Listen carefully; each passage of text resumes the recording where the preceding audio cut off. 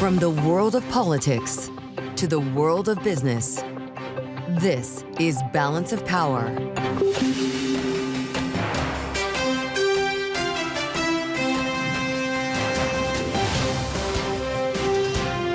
Live from Washington, D.C. President Trump says they have unbelievable unity. Welcome to the Tuesday edition of Balance of Power as the president crosses town to visit Capitol Hill, speak behind closed doors with House Republicans about moving forward on reconciliation. I'm Joe Mathieu alongside Kailey Leinz in Washington. Kailey, that meeting reportedly got a bit chippy. The president telling SALT Republicans to back off their demands for a higher cap. Now they're set to meet again with the speaker this hour. Yeah, keeping in mind that they have insisted that the cap where it was currently set in the legislation that passed through committee is at $30,000. They say that is not enough. And at least two Republican lawmakers from New York, Mike Lawler and Nicole have said they are still a no on this bill unless that cap moves higher, even despite the protests of the president, knowing as well the president also made it clear to Republicans that beyond waste, fraud, and abuse, he would not like to see Medicaid touched. And yet there are still conservative members who are pushing for more substantial and earlier changes to Medicaid. You wonder where the timeline stands here. We do have a 1 a.m. Rules Committee hearing that we're counting down to. That's tomorrow at 1 a.m. tonight, if you will. Yeah. But to be in that 12 hours room, from now. that works exactly. To be in that room today, I can't imagine. Bryan Steil was the congressman from Wisconsin, will be with us momentarily. Yep, and we'll have more from Capitol Hill as well with another SALT Caucus member, Congresswoman Nicole Malliotakis of New York. So we have much to get to this hour, but we begin, as always, with a check on the markets. And Charlie Pellet has the view from New York. Hey, Charlie. And good day from New York. I got you covered after a 6-day run. We have got the Dow, the S&P, NASDAQ all in the red right now. A pullback, at least for right now, with the S&P down 15, drop there of 0.3%. The Dow lower now by 0.2%. NASDAQ Composite Index down 40, a drop of 0.2%. 10-year at 4.47% with the 2-year 3.95%. Spot gold is advancing $49 the ounce, up 1.5%. West Texas Intermediate crude up 0.3%. Elon Musk says he will significantly pull back from political spending in the future, a likely blow to President Trump and Republicans ahead of the 2026 midterm elections. That word coming at the Qatar Economic Forum in Doha in an interview with Bloomberg. S&P down 0.2%. Balance of Power continues right now. Back we go to Washington. Once again, Joe Mathieu and Kailey Leinz. All right, Charlie Pellet in New York, thank you so much. It is a busy day indeed here in Washington, at least for President Trump, who's now, of course, back at the White House, but earlier spent a good chunk of his morning on Capitol Hill pleading with Republicans to pass his one big, beautiful bill. Even though, emerging from that meeting, there remain Republican holdouts from both the conservative and moderate rings, the SALT Caucus as well. But President Trump's message emerging from the meeting was they're unified. Well, it's not a question of holdouts. We have a tremendously unified party. I don't think we've ever had a party like this. There are some people that want a couple of things that maybe I don't like or that they're not going to get. I think we're a very unified party.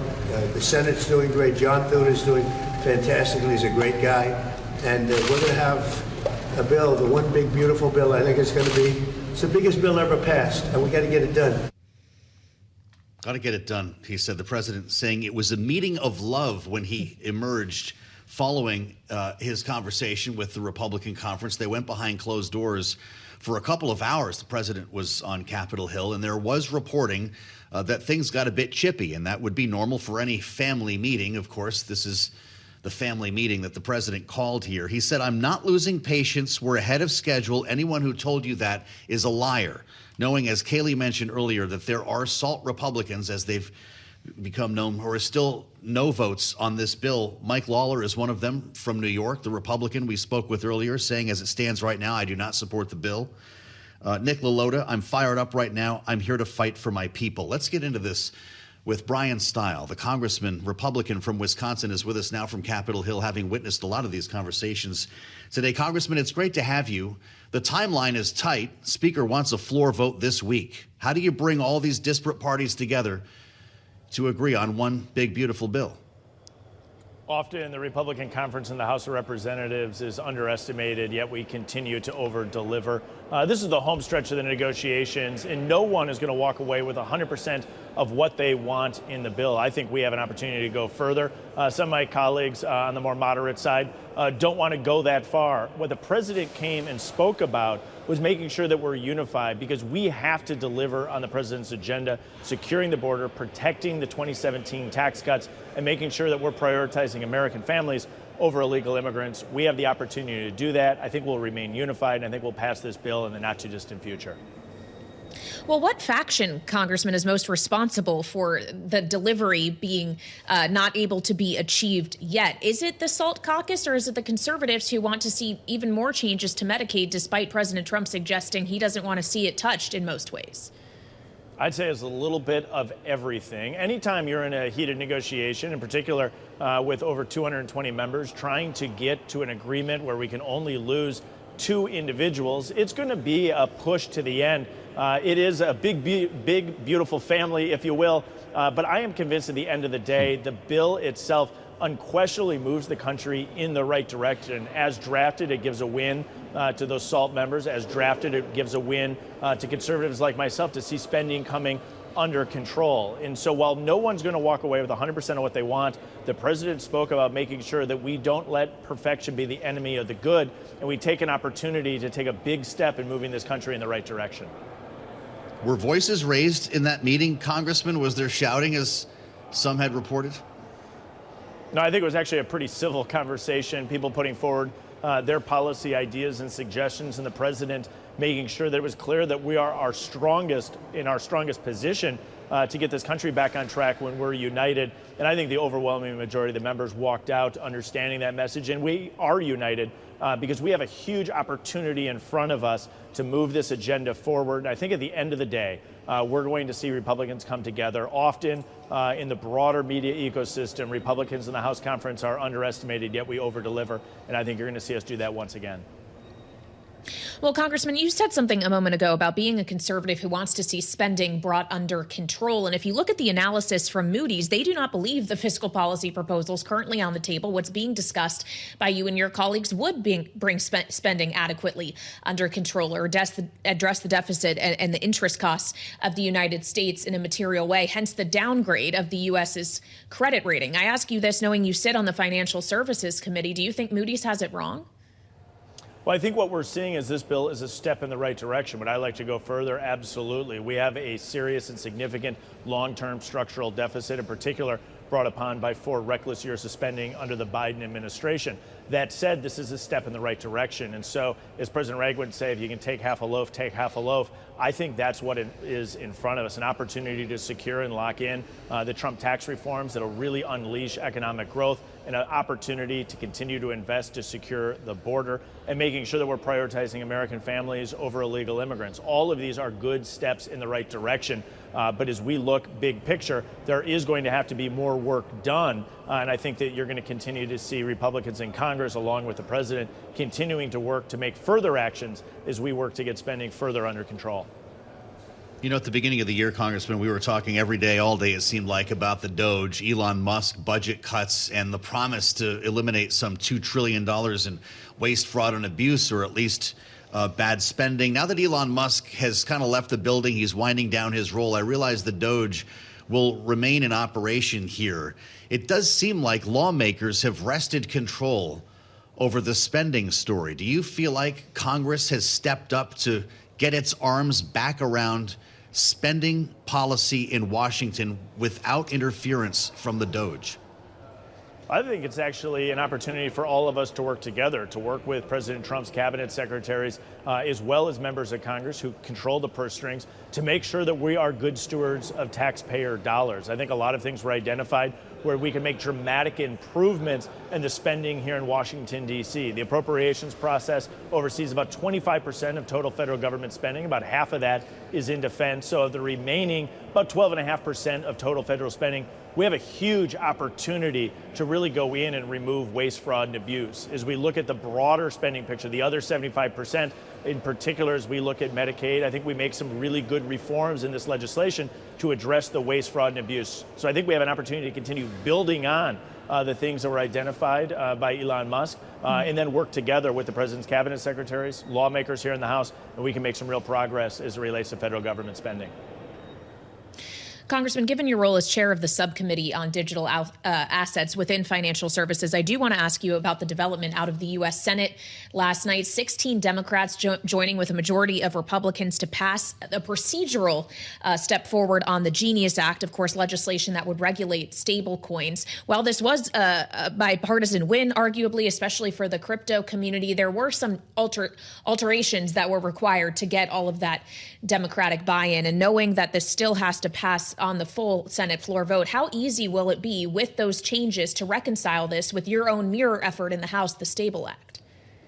I think it's exciting that the Senate is moving forward on this bill. Senator Hagerty and I have been in conversations. I look forward to tracking the amendment process on the Senate floor that is going to be ongoing. We have a huge opportunity here to lock in legislation as it relates to stablecoins. I think it'll do two key things. It'll protect consumers, and it'll make sure that we maintain dollar dominance across the globe. And so I think we're united in that goal. The amendment process is going to be something that we'll be watching here from the House side. My bill, the Stable Act, moved through committee, also with Democratic support. I think we'll be in a position to move that forward on the floor in the near future. This is a huge opportunity for a big win in the digital blockchain space, and I think we're going to be able to get this across the line. Will you try to merge those two bills, Congressman? And if all of this works when it comes to stablecoin, does that help to unlock legislation for something broader like Fit 21, a broader crypto bill in Congress? The draft legislation on market structure, which was Fit 21 last Congress, was just introduced. Hopefully we'll be having a hearing on the near future on that in the House Financial Services Committee. It's really both bills that are ultimately needed to truly unlock the golden age of digital assets here in the United States. You need both stablecoin and market structure. I think we have the opportunity to do that. We're going to be advancing quickly here on stablecoin. I think the House version, my bill, the Stable Act, complements well with the Genius Act in the Senate. I think at the end of the day, we'll be able to get one unified piece of legislation as we work to also deliver on the market structure legislation that's so essential. When both get done, I think we will really unlock the digital asset golden age here in the United States. And Congressman, finally, on both market structure and stablecoins, how complicated is this effort by questions around conflicts of interest in the President of the United States and his family's affiliation with a number of crypto endeavors? I think we have a big opportunity to actually put forward legislation regulating the space. To my friends that have concerns regarding this being unregulated, they should come to the table and join us in putting forward the regulatory framework that we're working on. All the more reason to make sure that we're putting forward legislation on market structure to make sure our regulators are in a position to address any inappropriate actions. And so I actually think what we see is a need for legislation in this space. The framework that we have put forward on stablecoin garnered a large number of Democrats in the House as well as in the Senate. And I think the market structure bill, as that text is formally introduced in the near future, you'll also see a large number of Democrats coming to the table, recognizing that we have a big opportunity to legislate in this space to really unleash a lot of capital, innovation, and development here in the United States.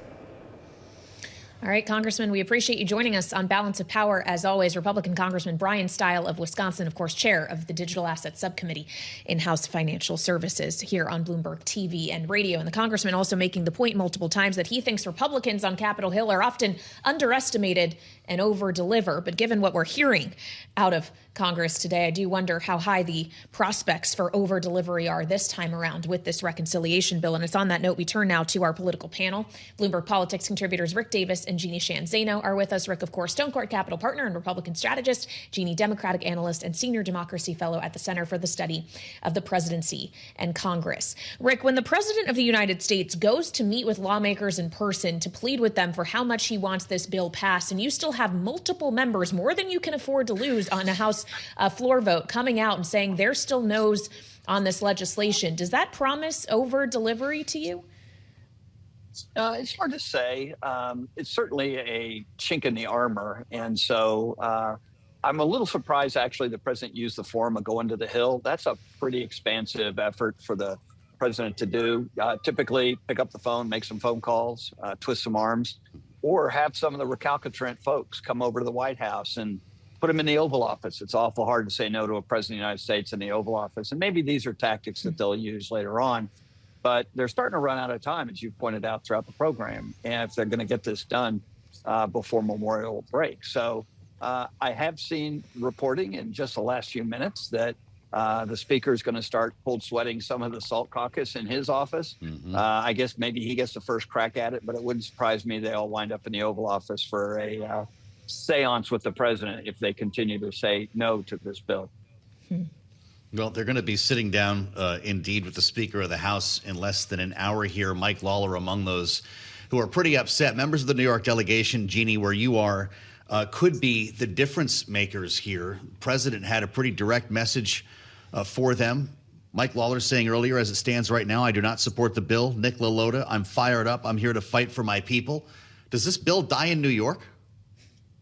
You know, I wouldn't say that yet. I think there's also the political considerations for all of these folks. You know, just as an example, if Lawler wants to run for governor, which he seems to, he's going to have a tough time doing that in a state like New York unless he can show he has pushed back on the president. So there's that. They really do believe that the cap should be lifted, and they have made that very, very clear. The lift is already there to the 30,000. They want it higher. They may get there, but I don't think this necessarily ends in New York. You know, the one thing we've seen over and over again is that moderates, usually on the Republican side in the end, will give in. And we may see that. I don't know if that will happen, but provided they're at 30, maybe they get to 40, that may be enough for them. And I do agree with Rick. I think the president may be calling them to the White House.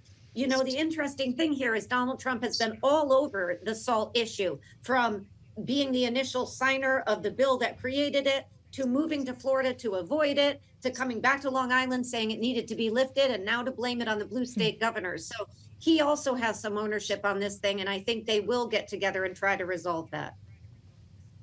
Well, it's not just SALT that the president was weighing in on, Rick. He also, according to our reporting, made it clear that he doesn't want to see Medicaid touched beyond waste, fraud, and abuse. And yet there's still conservatives who are suggesting that we need to rethink the federal sharing of Medicaid payments here. Is there a chance that Republicans actually defy the president and do more on entitlements than the president himself wants to see for political reasons? Well, the reason there's a pinch there, Kailey, is because there are a lot of Republicans in the Freedom Caucus who want to see bigger cuts. And so where are you going to get the bigger cuts? Probably got to go to Medicare to get them. And if you then start taking, an axe to, for instance, the corporate tax piece of this that was expanded under Obamacare, that's a target-rich environment. You know, I think it's priced at about $600 billion. And I can see them going after that. But I think the message the president sent was, don't cut too deep. It's interesting. He didn't, at least the reporting so far, has not been very, very clear as to what message he gave to the deficit hawks. We know he pushed back on Medicare. We know he pushed back on SALT. But did he push back on anybody saying, hey, the deficit's too high? These are guys who are not going to go away easily, Chip Roy and company. And so it'll be interesting to see how they factor in, because if they get what they want, there'll be deeper cuts, and those cuts will likely come out of that Medicare program. And then the president's going to be upset. All right. Our panel in place following our conversation with one member of Congress and on our way to another. Nicole Malliotakis is going to be with us. Of course, one of the SALT Republicans we refer to so often from New York. Rick Davis and Jeanne Zaino, our panelists, thank you so much for the insights. Kailey, we're counting down to this meeting at 2 o'clock. Wouldn't want to be necessarily one of these members in the room with the speaker right now as the president leaves a trail of dust behind him on Capitol Hill. Yeah, they already got some stern words from the president. The speaker may have some similar ones. We'll, of course, continue to keep you updated here on Bloomberg TV and radio. This is Balance of Power with Joe Mathieu and Kailey Leinz on Bloomberg Radio and Television. Live from Washington, D.C., I'm Kailey Leinz alongside Joe Mathieu here on Bloomberg TV and radio, and now on Bloomberg Originals as well, as we keep track on this Tuesday of negotiations still ongoing on Capitol Hill over the SALT cap. The speaker actually set to meet with holdout Republicans on budget reconciliation, who, of course, are holding out over the state and local tax deduction and a cap that they would like to see moved higher, even after President Trump met with Republicans in person at the Capitol today and told SALT Republicans specifically that they should stop demanding a higher cap and just get this thing passed. One who still is not willing to say he'll commit to be a yes vote is Republican Congressman Mike Lawler of New York, who caught up with our colleague Tyler Kendall in the halls of the Capitol earlier. I made the point. Obviously, I respect the president's perspective on this. We want to get a bill passed. We don't want the tax cuts to expire, because that would be the largest tax increase in American history. But we need to come to an agreement. And I've been very clear from the start that I will not support a tax bill that does not provide real tax relief to my constituents, and that requires lifting the cap on salt. And so, indeed, this issue surrounding salt, something we've talked about for months, in fact, years, has now become one of the most important factors in resolving this entire effort at reconciliation, forwarding the Trump tax cuts, and, of course, cutting spending. Nicole Malliotakis knows a lot about this. We've talked about it many times here on Bloomberg TV and radio. Congresswoman from New York, New York's 11th district was, in fact, a big part of the SALT caucus. Also sits on the Ways and Means Committee and brings her unique view to us now. Congresswoman, welcome back. It's great to have you. You have more insight here than probably anyone else we're going to speak with today after Mike Lawler. What is your sense? Because I know last time you joined us, you made pretty clear that the $30,000 cap that came out of Ways and Means covered the bulk, I believe 98% of your congressional district. How about your neighbors? What is the number that's going to bring them to a yes? Look, I can't speak for my colleagues. I know that those who are in Long Island, Westchester County, they face higher property taxes than we do in my district. So, you know, I think, though, at some point you need to know what the best deal is and just take it. I think that it's not just the $30,000 that my constituents are going to benefit from. You know, a $30,000 deduction on salt not only covers 98% of my district, but it'll put thousands of dollars into the pockets of my constituents, allowing them to keep more of their hard-earned money. And then on top of that, you have the child tax credit, which doubled under TCJA, and we're going to add another $500, making it a $2,500 per child tax credit for families with children. And if you're a senior citizen, $4,000 additional deduction, which will be roughly $6,000 total per senior citizen. So if you're a married couple, you're talking about $12,000 deduction if you earn up to $75,000 as an individual, or $150,000 as a married couple, and then it phases down when you're up until when your salary gets to $175,000 individual, $350,000 for a married couple. So it's a significant tax relief we're talking about for the middle class, and we need to get this bill done, because not only would you see none of this stuff happen, the standard deduction will be cut in half, the child tax credit would be cut in half, all these lower income tax brackets that every single American benefited from would actually then go back up, which, you know, we're talking about trillions of dollars in taxes, not just for individuals, but for businesses as well. And so it is critical that we come together and unite and pass this one beautiful bill, which, you know, is not just about the tax cuts. It's about border security, giving our agents the tools they need to do their job. The president's done an amazing job securing our border and deporting criminals since he's taken office, but they need more resources. They need more manpower. And so this bill would also address that. And then also, really, when it comes to domestic energy, significant production we'll see as a result of this bill as well. So it really is incredibly important for our economy that we get this done. Cannot allow a tax cut to expire, or, by the way, a debt default, which would happen if we don't get the job done.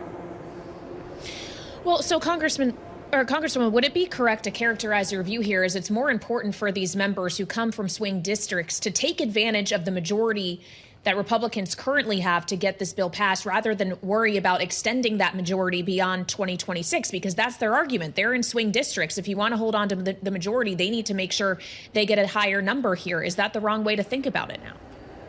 Look, I think tripling the SALT deduction is a huge win. If they can get it to quadruple to a $40,000 deduction, that is really significant. And that is saving constituents across New York thousands of dollars. And so people will see this, the result of this, in 2026 when they do their taxes. They'll see that they're saving money, not just because of a SALT deduction or an increase in the standard deduction if they choose that, but because of the child tax credit, because of the senior bonus deduction, and because of all the other job creation creating pro-growth policies and tax policy that will be in this bill. Look, bonus depreciation, interest deductibility, research and development, 199A. These are all significant, incredibly significant provisions for our economy, for small businesses and large businesses alike. The corporate rate, that is also very critical to our economy. Look, the TCJA, people know, it was millions of jobs were created. You had millions of people lifted out of poverty. You had the lowest unemployment among African Americans and Hispanics. It was significant. We never even saw the full potential, sadly, because of the COVID pandemic. But we can't let any of this expire. We need to not only extend it, make as many provisions as we can permanent, and then add the new provisions that President Trump promised on the campaign trail. And that's what this bill does. Mm-hmm. I don't know if you think the president's visit to Capitol Hill today will actually change minds, Congresswoman, but he was quoted in that meeting to say, if you lose because of SALT, you were going to lose anyway. And I wonder if you actually agree with the principle of that statement. Look, I don't think an election comes down to the SALT deduction. And if you are tripling the deduction, you are winning for your constituents. You are delivering relief, you're delivering results, and that's what needs to be messaged out there when you go back home. I go back home and I'm telling my constituents that not only are we tripling the deduction, 98% of our district will be covered. If we're able to quadruple it, I'm sure all of my district will be covered. But I've always been focused in the middle class here. I've never been focused on, you know, the billionaires or the millionaires, and I think the majority of Congress has been focused on these middle class tax cuts, and that's what this bill does. Now, I think it may change, and I think what the next offer that comes out of the Speaker's offer should be the one that is accepted, because we need to move forward. We need to pass this bill before Memorial Day. We need to deliver these wins, because if people see, look, if we do nothing, constituents will see a tax hike. That's the bottom line, and then you will lose an election. I say, let's do what we can here, significant relief for state and local taxes, and also let's hold our mayor and governor accountable. Let's remember the reason we need SALT relief to begin with. We need it because our mayor, our governor, Kathy Hochul, the state legislature, the Democrats that run New York are taxing New Yorkers to death. They could easily cut personal income tax rates, just like President Trump did in 2017. They choose not to. They can easily cap property taxes. New York City is the only municipality in New York that does not have a property tax cap. They choose not to. Instead, our mayor and the city council keep increasing the property tax levy year after year after year, hammering New Yorkers to waste their money on things like, you know, billions of dollars for migrant shelters so criminals can wreak havoc on our streets. It is ludicrous. And so, you know, we as a community, as a city, have to also take responsibility and vote for people who don't do that to us.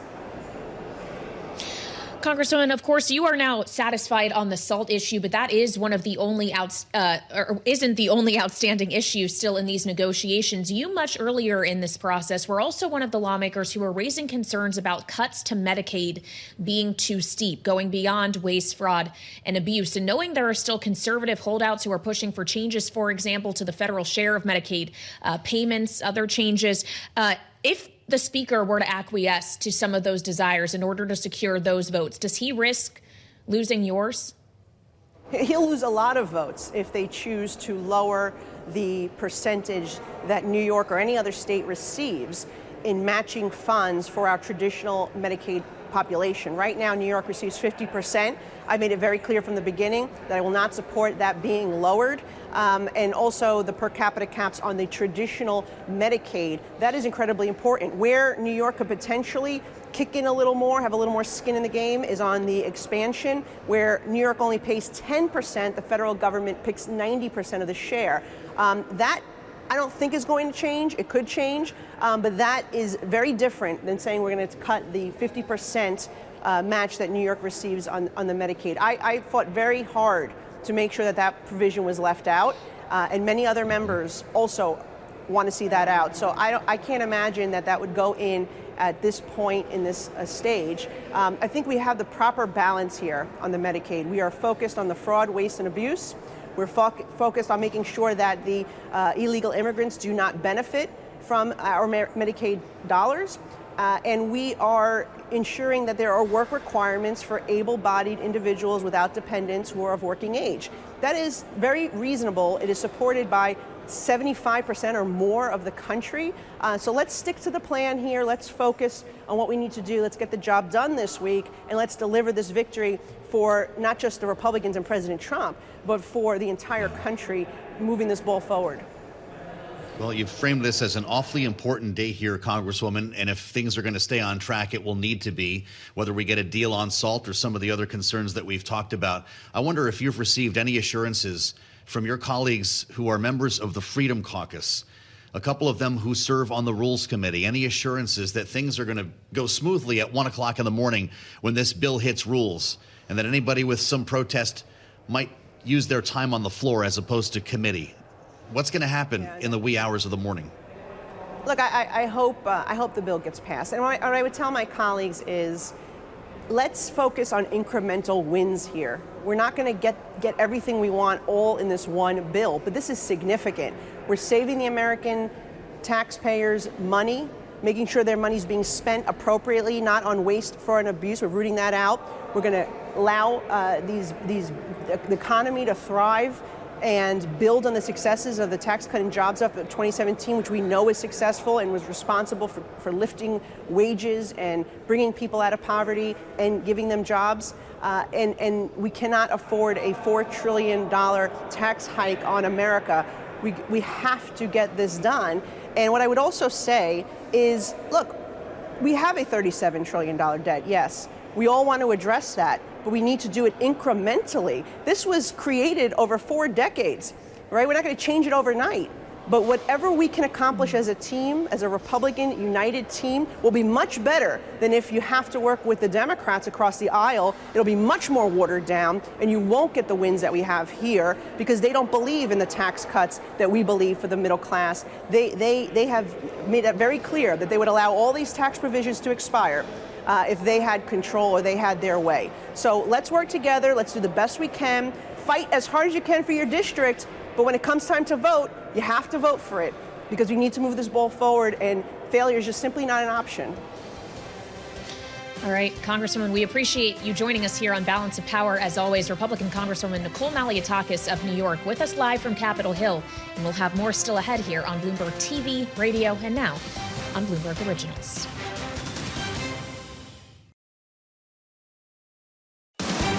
This is Balance of Power with Joe Mathieu and Kailey Leinz on Bloomberg Radio and Television. Live on Bloomberg TV, radio, and now Bloomberg Originals. I'm Kailey Leinz alongside Joe Mathieu. This is Balance of Power, broadcasting live from Washington, D.C. But it's to New York City, where we go next to BNP Paribas Global Market Conference, where our colleague Bloomberg Sonali Basak is sitting down with the founder of Bridgewater Associates, Ray Dalio. Let's listen. A growing debt load with a very minor cuts in spending, frankly, compared to how much debt the government has taken on. Where do you see this going? Plato talked about this in thousands of years ago. It's almost the nature of democracy. The population wants more, and the government spends. And so what we've seen is temporary big deficits that came out of COVID, and the period after that became the high level of spending. And so we have a big ideological difference. Now the deficit will be about 6.5% of GDP, probably. And I think it's important to know what that means. All that deficit means debt that has to be sold. And there's a supply-demand problem. So pay attention to the supply-demand. That was what 2008 signaled 2008. That's what signaled 2010 to 15 period in Europe. We have a situation in which in the world there are large holders of dollar-denominated assets. They already represent very large percentages of those portfolios. And the quantity that has to be sold is greater than the demand for that debt. And so there's a supply-demand problem. With that supply-demand problem, then either rates go up or there's a need for printing money and the value of money goes down. That's the nature of that conflict. There is a capacity to deal with this issue. Right now, if you were to bring it from about 6.5% of GDP down to about 3% of GDP by spreading it out through three factors. There's, of course, spending. There's tax revenue, which is different than tax rates. And there's also interest rates. Interest rates on the debt are 4 times more impactful than either spending or taxation. So those three things, when they're balanced well, as they were, for example, in 1991 to 98, there was a reduction of the deficit by 5% of GDP, and we actually went to surpluses. There is the possibility. What I see, and when I'm in Washington and dealing with both sides, there is an agreement. I've never had really any disagreement about the question of the need to bring that down to about 3% of GDP.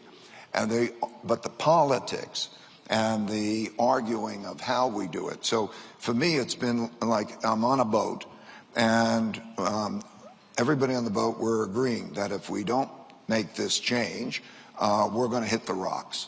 And then everybody's arguing about how to make the change, and they won't make the change. And so we're headed for the rocks. That's the feeling.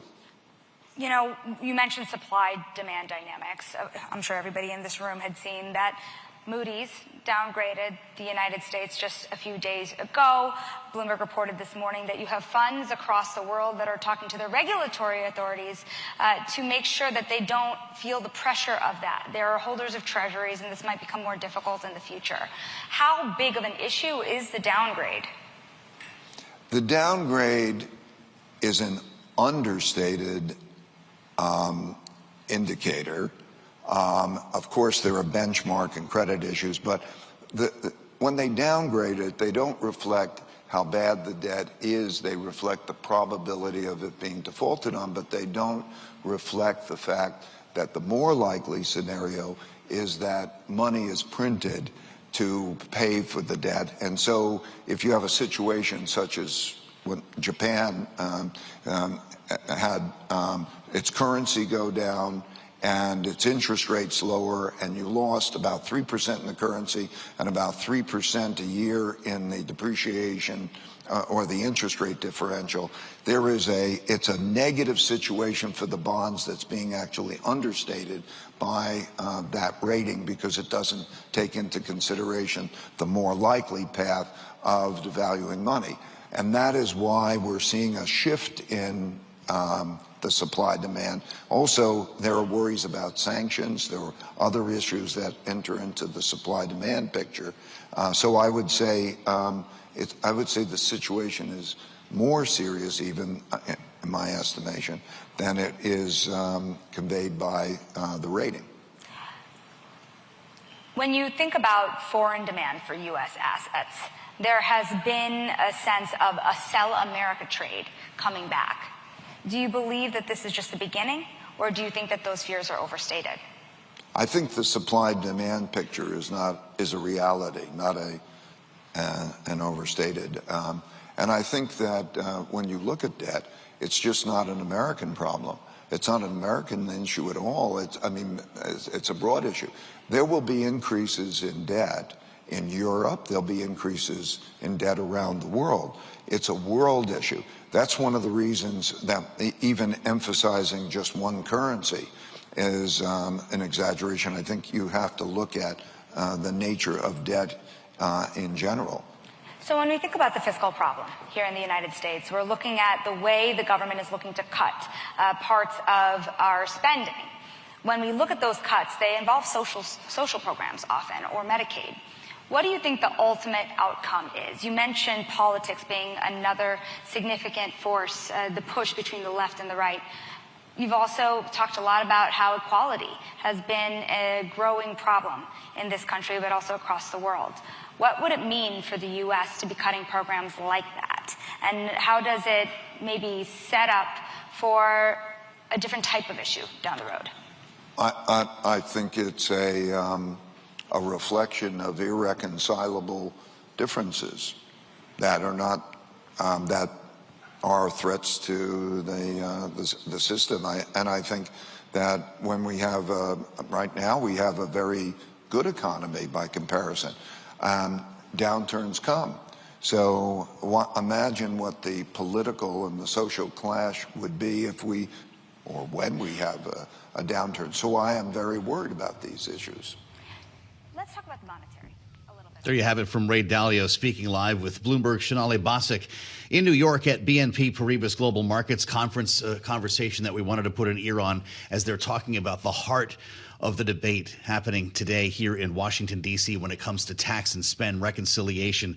Kailey, it's so often here on Bloomberg, we leave the bubble here in Washington to bring our viewers and listeners a conversation that helps to advance the ball on policy here in Washington. That's one example. What's happening at Dell Technologies World Conference is another. Yeah, that's absolutely right. And that's where we find our colleague, Ed Ludlow, who is there live. We, of course, have been hearing from Dell specifically about what it's doing in the AI space. And we go to Ed to tell us more about that. Ed, obviously, for any technology company now, that is an area in which they are focused, want to be more competitive in. What are we hearing? Yeah, I think, coming out of last week and all of the infrastructure deals that were announced as part of the president's visit to the Gulf, there's actually a lot of outstanding questions, which is how is this going to work in practice? I love coming on this program, and we always stick to the basics of when you build a data center, it's not straightforward. The technology comes from NVIDIA. That was part of the headline of last week, but somebody has to kind of put it all together. And so it's a reasonable question to pose to Dell. Dell is a maker of AI servers, but they weren't kind of included in the deluge of headlines that were part of the president's visit last week. Did they get a slice of it? How do you control the technology in terms of who is operating the technology stack and which third parties have access to it? You will have seen the headlines on the Bloomberg terminal this morning about some of the concerns that Democrats, for example, have, that those deals that were done in the Gulf act as a sort of backdoor opportunity for China to get access to American technology in the AI context, because they also have relationships. China has relationships with those Gulf states. So this is all playing out because all the headlines have big dollar figures. We still need to work out how in practice all of this infrastructure is going to get built. And how did Dell go from, you got a Dell dude company, to one of the most critical components makers in the AI space? Yeah, this is a really good question. I grew up with Dell computers at home. I wrecked many of those desktops. Right. Back in the day in the 90s where you had to phone someone up and they would help you troubleshoot. But this line of their business, the assembling of AI servers, has put Dell very closely aligned with NVIDIA. NVIDIA is the most important company in the world right now. I think we accept that. But they have no history of selling to SMEs or to governments or even to large companies. So Dell has acted as a sales channel for them. Dell's really good at that, but they have demonstrated, particularly in relationships with Elon Musk's xAI, that Dell can move quickly. And again, throughout the day, we'll be talking about that, what kind of deals are in the pipeline for them and how are they leveraging that speed that they move with, particularly on their server business. We're going to hopscotch from where Ed is in Las Vegas at the Dell Technologies World Conference to another one that's taking place, and that's the Google I/O Keynote Conference taking place in Mountain View, California. And Bloomberg technology reporter Jackie Davalos is with us there to kind of bring us some of the sights and sounds here. Jackie, we've seen a lot of headlines cross. AI is the thread that connects you and the conference you're covering with what we're hearing from Ed Ludlow. What's Google saying today? Google is laying out its big vision for artificial intelligence for the year and the years to come. It's really going to revolve around this new AI mode in search. Now, this is something the company has been teasing and experimenting with behind the scenes, but today it announced that it will be available to users broadly. And this is a big deal because the biggest question facing the tech giant right now is how it's going to adapt this major product, which we all know and love, love. It's one of its biggest moneymakers. How is it going to adapt to the AI era?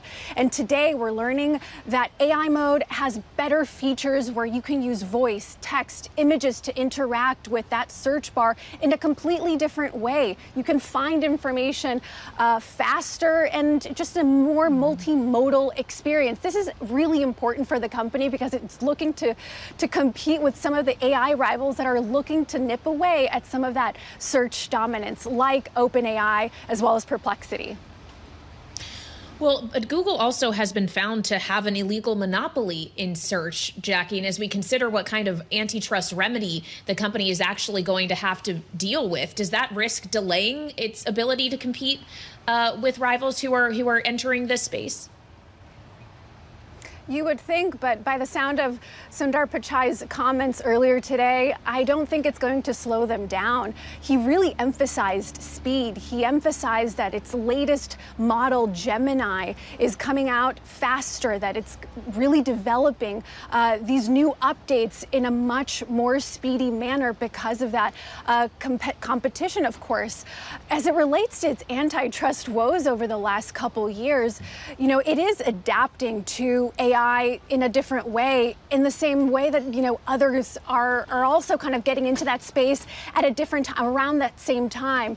You know, of course, its entrenched dominance in search gives it a leg up, but, you know, you also have its rivals kind of coming up with new features that are testing the way people interact with these things. So it's still yet to be seen how much of this might slow down their progress. But what we're hearing today is that there's a lot of excitement for how users are going to react to this. It mentioned its Gemini app has around 400 million users. And then its AI overviews. This was something it rolled out in its search feature last year. That has 1.5 billion users. So we're seeing traction nonetheless. Really great. Bloomberg's Jackie Davalos at Google's I/O conference underway right now. Jackie, thank you so much. With us live from Mountain View, California. Begging the question, Kailey, is the era of blue links over? Well, I guess we'll have to continue to ask that question. Mm-hmm. We also have a lot of questions here in Washington, mind you, in the meantime, that we're grappling with, including, can the House actually pass this budget reconciliation bill even after the pleading of President Trump in a meeting with Republican lawmakers on Capitol Hill earlier today? Just moments from now, the Speaker is going to be meeting with the SALT Caucus, with Republicans who still maintain a higher cap is needed to secure their vote. One of them being, of course, Republican Mike Lawler, who was just taken to X, saying that he is going to continue to negotiate to try to reach an agreement to provide more tax relief to his constituents. He says, "Well, I respect President Trump and understand the importance of passing this legislation. I will not do so at the expense of my district." Yeah, we'll have a lot more to talk about when we meet you for the late edition of Balance of Power, 5 p.m. Eastern Time. Ralph Norman, Republican Congressman, member of the Freedom Caucus, one of the present votes, will be with us this evening. We'll have a real sense of where we stand if you join us live. Starting 5 p.m. Eastern, Balance of Power on Bloomberg TV and radio.